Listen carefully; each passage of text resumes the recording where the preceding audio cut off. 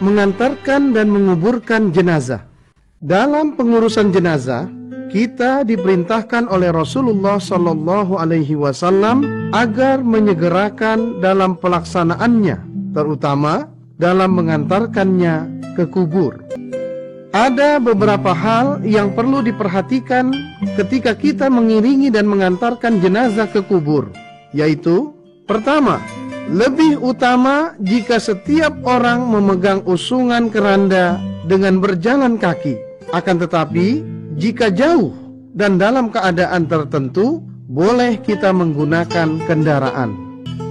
Kedua, kaum perempuan dilarang untuk mengiringi jenazah sampai ke kubur dengan larangan yang bersifat makruh tanzih, karena Rasulullah SAW melarangnya, khawatir jika mereka akan meratap di pekuburan. Yang ketiga, waktu mengusung jenazah tidak ada suara-suara apapun, baik itu dengan ucapan-ucapan zikir seperti ucapan La ilaha illallah dan ucapan lainnya yang tidak disyariatkan. Dalam mengiringi jenazah, kita disuruh diam untuk merenung apa yang sedang terjadi pada waktu itu.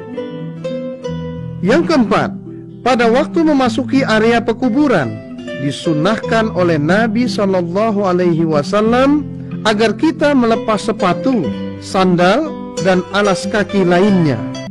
Yang kelima, saat kita masuk ke dalam area pekuburan, kita disunahkan untuk membaca salam kepada ahli kubur dengan ucapan Assalamualaikum ahlad diyar minal mu'minina wal muslimina wa inna insya'allahu lahiqun as'alullaha lana walakumul afiyah. Ada dua bentuk galian kubur, yaitu kubur dalam bentuk lahat dan kubur dalam bentuk syak.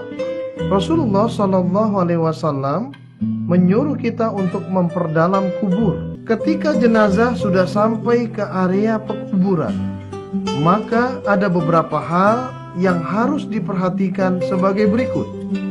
Pertama, memasukkan jenazah dari arah kaki kubur. Bagi jenazah laki-laki, tidak perlu ditutup kain di atasnya. Sedangkan bagi jenazah perempuan, ditutup kain di atasnya. Kedua, ada 2 atau 3 orang yang meletakkannya di dalam kubur. Ketiga, orang yang meletakkan jenazah adalah orang yang pada malam harinya tidak melakukan hubungan suami istri.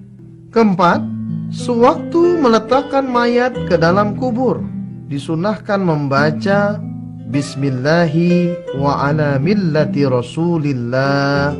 Kelima, hendaklah mayat dimiringkan badannya menghadap ke arah kiblat.